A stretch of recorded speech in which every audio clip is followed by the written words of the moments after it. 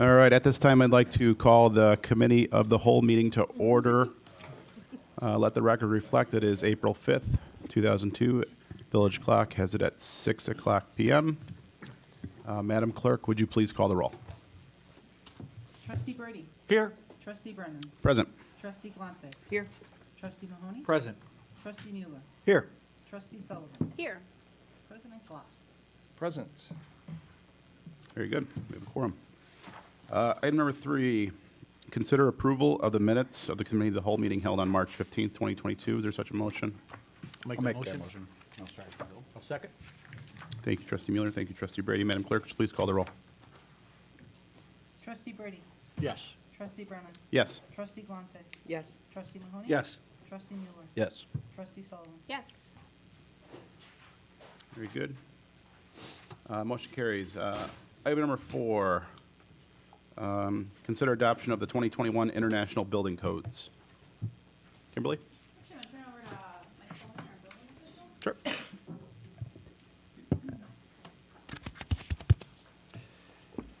Thank you, committee members. Thank you, Kimberly.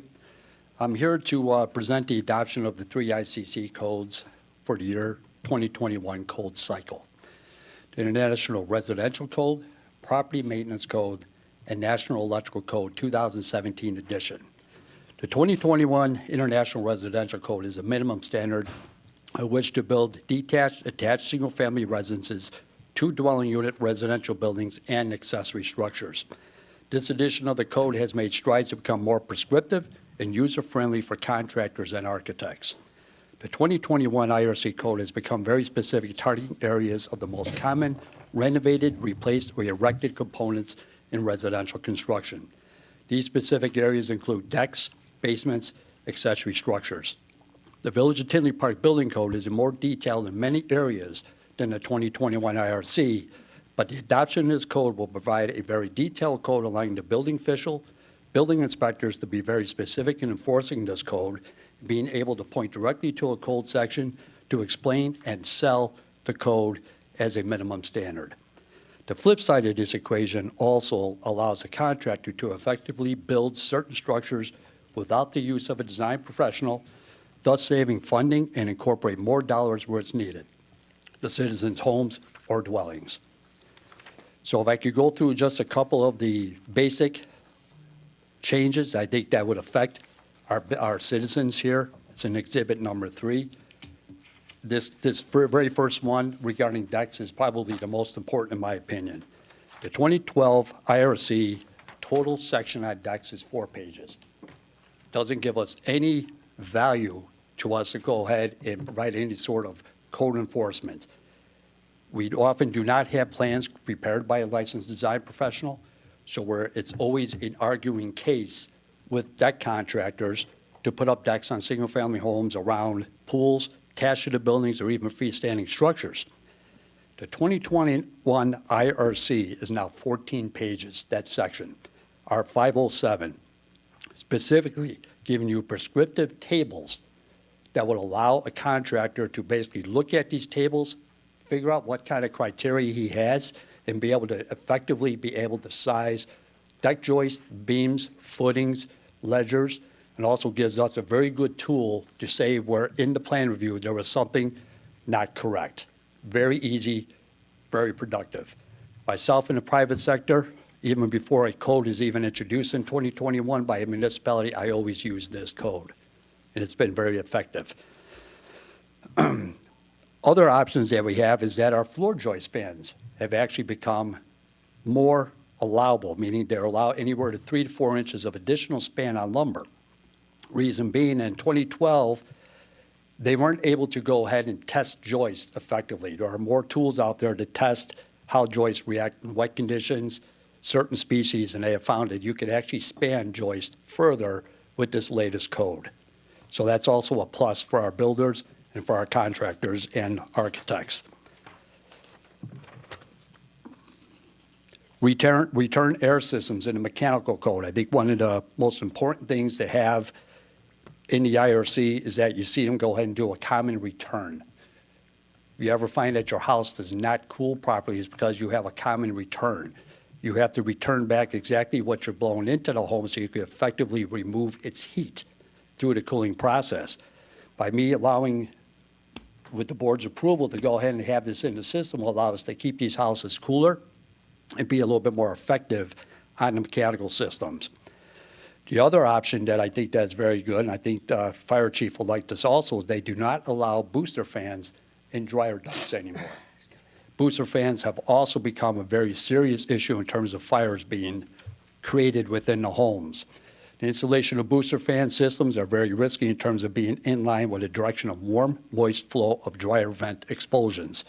When system is not operating, the linter fibers of the fan cool, hardens, thus creating a solid material blocking the proper function of the ductwork. When this continues through the process, this annular area of the ductwork gets reduced, and eventually what you have is a backup of carbon monoxide into the home, because the ductwork becomes basically concrete within its dryer duct, thus also producing a possible fire, which in coordination with the fire department, we think it's a great code. That is also part of the adoption I want to bring into the code. It also is a removal of the code that they will not allow. So I think that's a very important issue right there. Egress openings.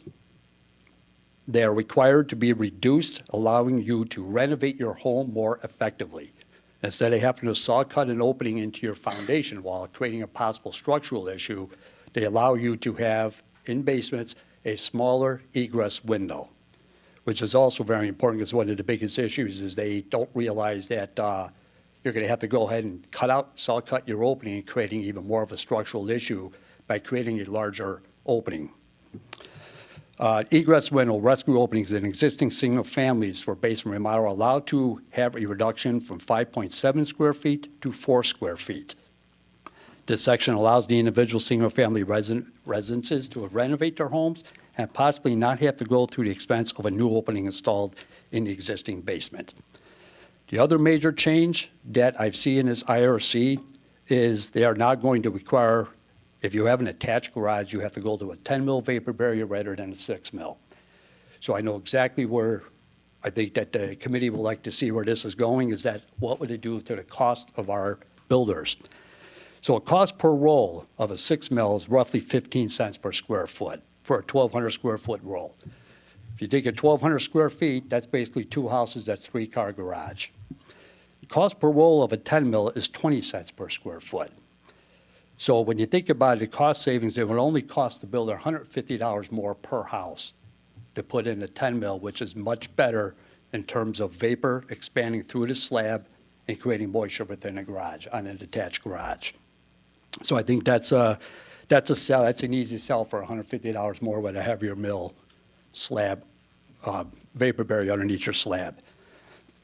So going to the NEC changes, some of the changes that I brought into is arc fault protection is now required in all rooms, not requiring essentially a GFI receptacle.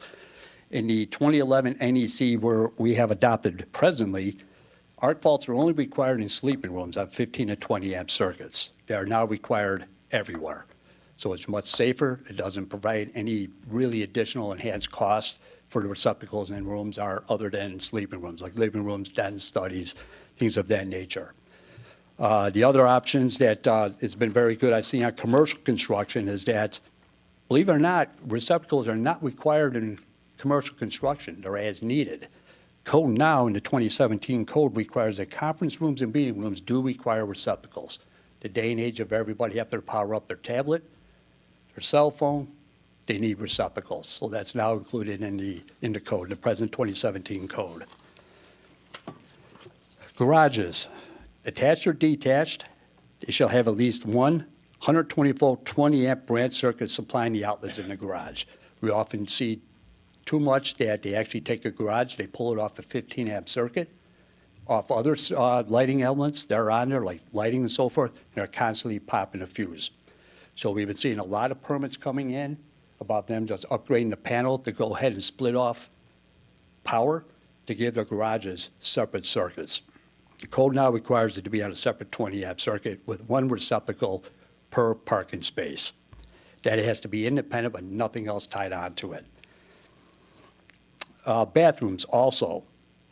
This day and age where everything's electronic, they require that your circuits are independent in the bathrooms.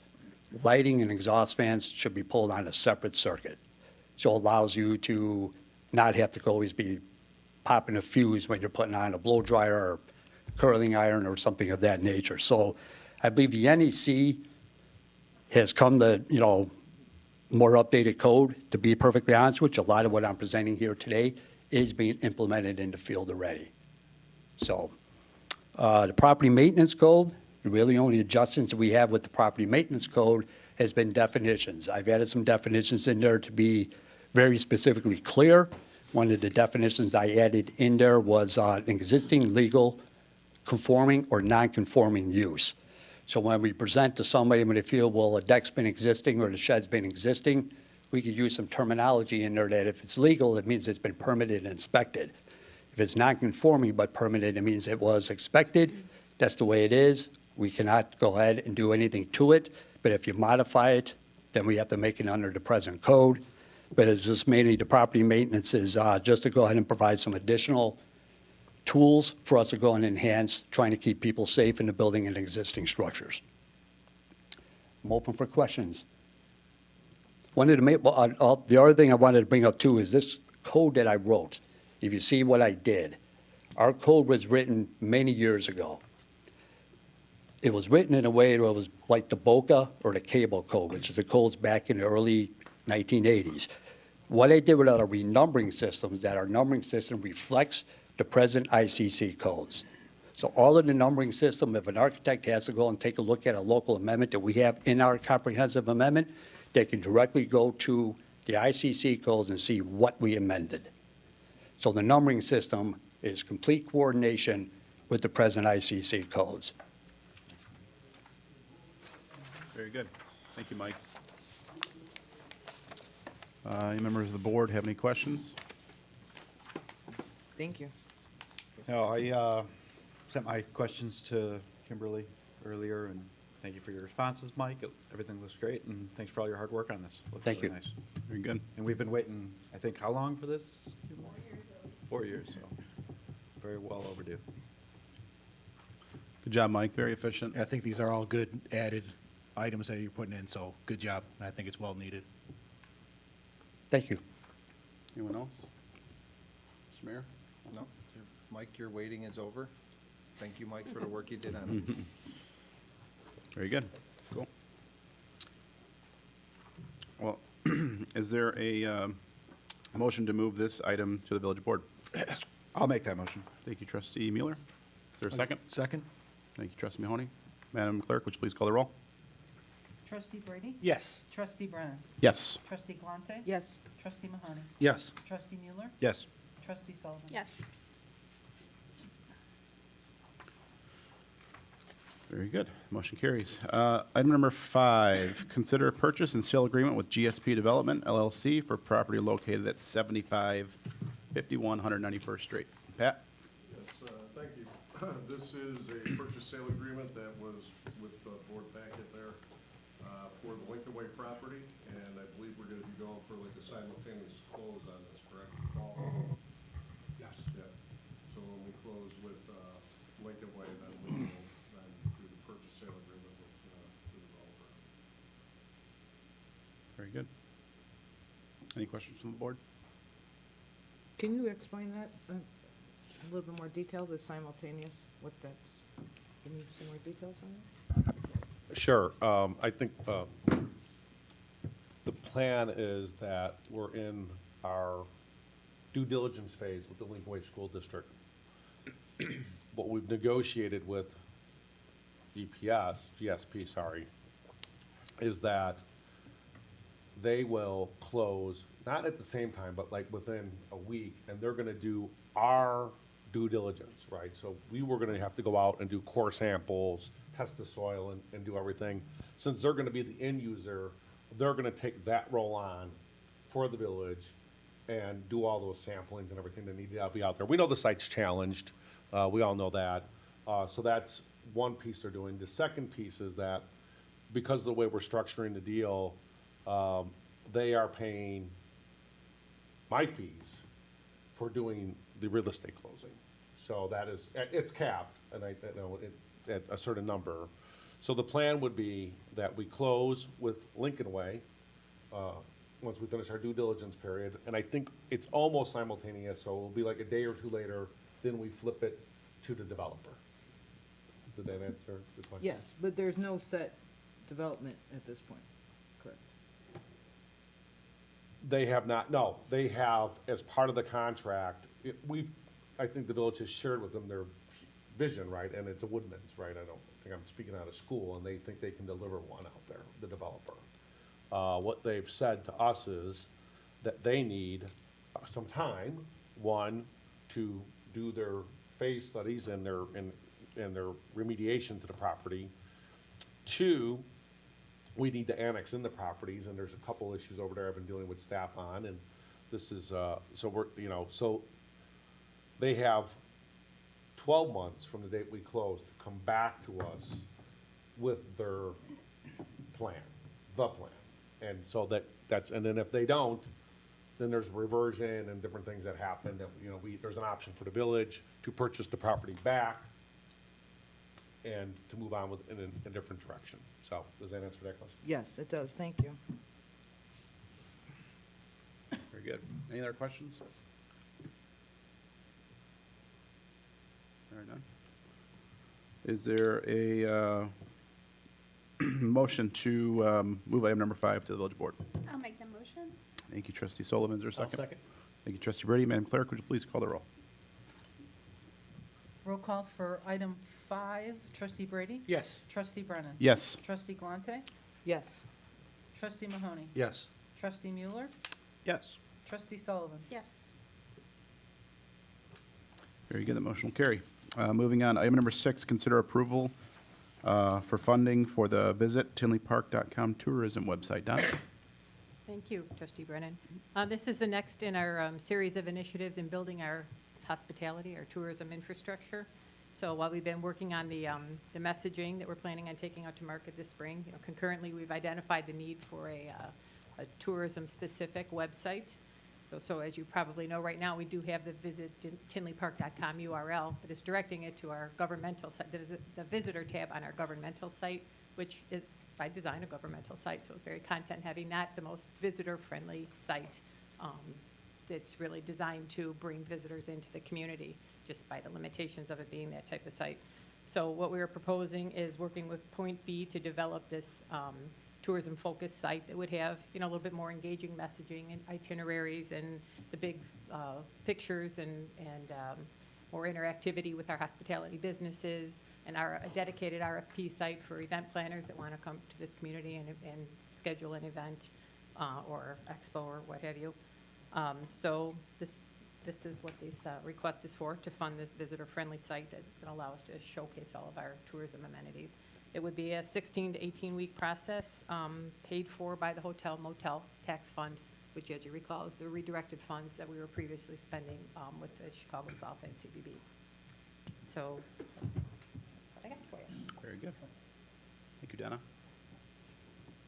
Any questions from the board? Just a comment, thank you for getting this going, money well spent. Been waiting for it for a while, and appreciate all you've done on it and your staff. Thank you. I'm pretty excited about it. Yeah. I just have a comment if I Yep. could, Bill. Yeah, go ahead. Donna, as always, thanks for everything that you do. The only thing that I regret is I never had a chance to serve as your liaison. What your department and what you do with the limited staff that you have is just amazing. So Thank you very much. thanks for everything that you guys do. You guys really do a phenomenal job thinking outside the box, promoting our village. And every event, you guys are always there, whether it's early morning, it's nighttime. You guys have an unlimited amount of hours that you put into our village, so thank you. Thank you very much. We appreciate that. Anyone else?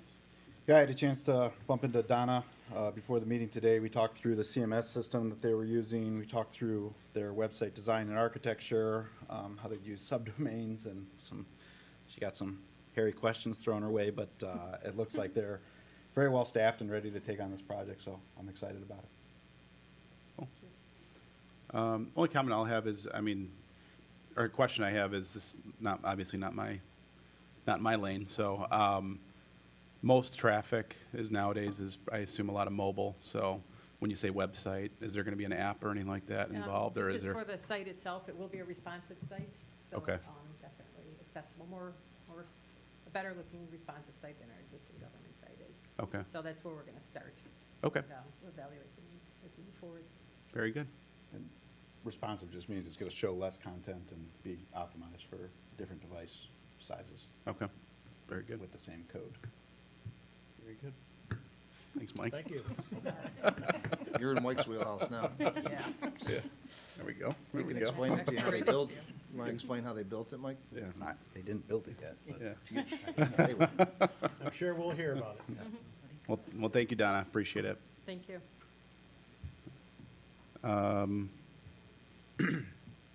Do you need a motion for this one, or is this, Yes, we'd like to Okay. move into the consent. Okay. the consent agenda item. is there such a motion to move item number 6 to the village board meeting? I'll make the motion. Thank I'll you, second trustee that. Brady. Thank you, trustee Mueller. Madam Clerk, would you please call the roll? Roll call for item 6, trustee Brady? Yes. Trustee Brennan? Yes. Trustee Galante? Yes. Trustee Mahoney? Yes. Trustee Mueller? yes. Trustee Sullivan? Yes. Very good. Motion carries. Item number 7, consider renewal of agreement for various finance-related projects. So I'll Pat? take that one, otherwise known as Operation Lifesaver. This will be the renewal with Brad for another term. And again, he's helped us tremendously these past few months, almost 6 months now. And, going through the budget process.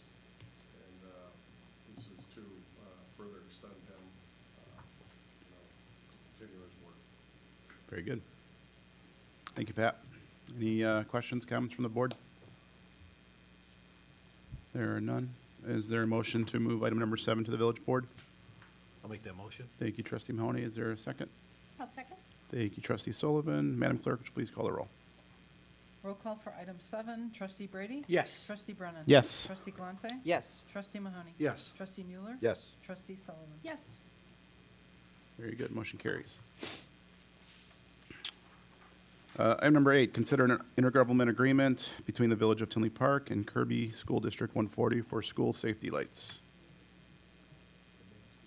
John, go ahead. All right, first of many here for tonight's meeting. Kirby School District 140 approached staff about increasing the signage at 167th and 80th to include a solar-powered flashing light assembly. We did the arrangements with our engineer, submitted for the permit through Cook County that was approved.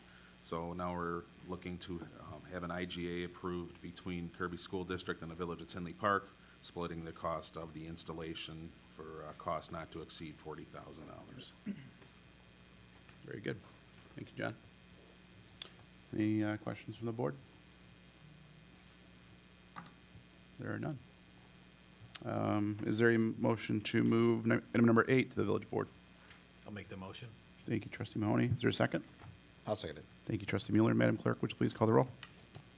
Roll call for item 8, trustee Brady? Yes. Trustee Brennan? Yes. Trustee Galante? Yes. Trustee Mahoney? Yes. Trustee Mueller? Yes. Trustee Sullivan? Yes. Very good. The motion carries. Item number 9, consider a first amendment to an intergovernmental agreement between the Village of Tinley Park and Cook County for an additional engineering request for 175th Street and Ridgeland Avenue.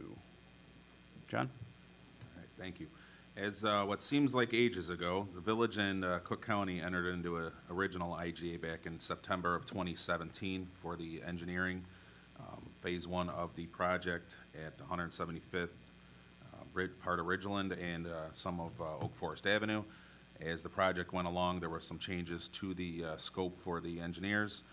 As shown in the new IGA, they're asking for an increase of the county share of $49,998 from the original $482,562.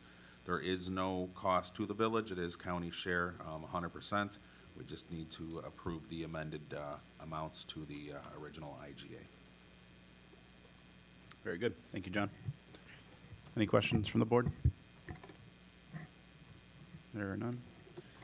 Is there motion to move this item to the village board meeting? I'll make that motion. Thank you, trustee Mahoney. Is there a second? I'll second. Thank you, trustee Brady. Madam Clerk, would you please call the roll? Roll call for item 9, trustee Brady? Yes. Trustee Brennan? Yes. Trustee Galante? Yes. Trustee Mahoney? Yes. Trustee Mueller? Yes. Trustee Sullivan? Yes.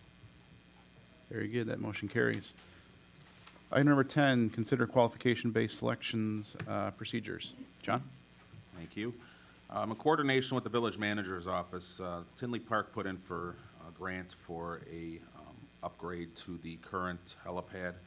The grant was approved over $1 million, and as part of that funding source, we are required to establish a QBS or qualification-based selection for our engineering services. Now, as we get funding in the past, we have established these on a project-by-project basis, but concurrent to this project and many others where we may get funding, I'm looking to establish just a baseline QBS that we can just reflect on every time we receive funding from the state instead of, again, doing it piece by piece. So this, as you see the draft here, establishes what our QBS policy and procedure would be, how we would select engineering services. It is established on where we're giving a weighting of scoring for each section as we interview these consultants. And then at the point of concluding the interviewing, we would come back to the board and request or make a recommendation for hiring of the engineer for the project at hand. Very good. Thank you, John. So this is just essentially streamlining it for, Yes. okay. So, yeah, as I said, if we establish it now, then we can just reflect on it for future, QBS processes instead of rewriting it every time we have a project with state funding. Yeah, okay. Very good. Any questions from the board? There are none. Is there a motion to move item number 10 to the village board? I'll make the motion. Thank you, trustee Sullivan. Is there a second? I'll second. Thank you, trustee Mahoney. Madam Clerk, would you please call the roll? Roll call for item 10, trustee Brady? Yes. Trustee Brennan? Yes. Trustee Galante? Yes. Trustee Mahoney? Yes. Trustee Mueller? Yes. Trustee Sullivan? Yes. Very good. That motion carries. Item number 11, consider a contract with Aquamist Plumbing and Lawn Sprinkling for irrigation maintenance. John? Yes, this is the third and final year of our current service contract with the company. The service contract includes renewal to provide startup winterization and repair services to our irrigation systems at 3 street department locations and 4 facility locations, which includes a total of 190 zones. These are listed in the memo, what the locations are. With the anticipated 3% increase for the contract, we come up with a final cost of $41,660.59, requesting committee and board approval. Very good. Thank you, John. Any questions from the board? None? Is there a motion to move item number 11 to the village board? I'll make the motion. Thank you, trustee I'll Mahoney. second that motion. Thank you, trustee Mueller. Madam Clerk, would you please call the roll? Roll call for item 11. Yes. Say your name first. It's the music that Yeah. I heard. I thought I saw it. I'm sorry. Thought I did. Trustee Brady? Yes, again. Trustee Brennan? Yes. Trustee Galante? Yes. Trustee Mahoney? Yes. Trustee Mueller? Yes. Trustee Sullivan? Yes. Very good. That motion carries. Item number 12, consider a contract with Cardno, now Stantec, for naturalized stormwater area maintenance. Thank you again. This is a new contract that was bid out March 1st. The Cardno, now Stantec Group, was the lowest responsible bidder at $124,417.40. This contract is for maintenance for stormwater areas, including installation, management, and stewardship for the naturalized areas at various locations throughout the village. It is within the cost of what we anticipated. We are requesting for the first year award from committee and board. Very good. Thank you, John. Any questions from the board? Nothing? Is there a motion to move item number 12 I'll make to the the village motion. board meeting? Thank you, trustee Mahoney. Is there a second? I'll second. Thank you, trustee Sullivan. Madam Clerk, would you please call the roll? Roll call for item 12. Trustee Brady? Yes. Trustee Brennan? Yes. Trustee Galante? Yes. Trustee Mahoney? Yes. Trustee Mueller? Yes. Trustee Sullivan? Yes. Very good, motion carries. Item number 13, consider a service contract with Cityscape Garden and Design LLC for landscape bed maintenance. John? Yes, again, this is another new contract that bid out this year on March 1st. Looking for approval for the RFP that was advertised, which is for a qualified contractor to provide maintenance to the village's 5.6 areas of landscape beds throughout the town. Cityscape Garden and Design was the lowest responsible bidder at $153,089.46, which falls underneath our current budget, requesting committee and board approval to move forward. Very good. Thank you, John.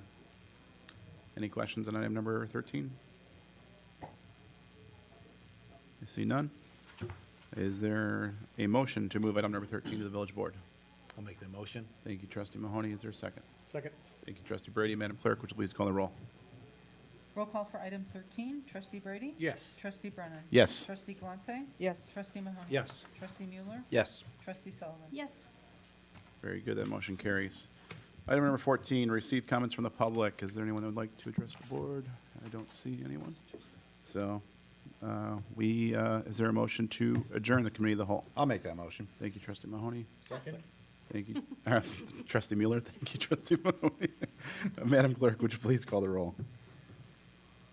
Trustee Brady? Yes. Trustee Brennan? Yes. Trustee Galante? Yes. Trustee Mahoney? Yes. Trustee Mueller? Yes. Trustee Sullivan? Yes. Very good. We are adjourned at 6:32.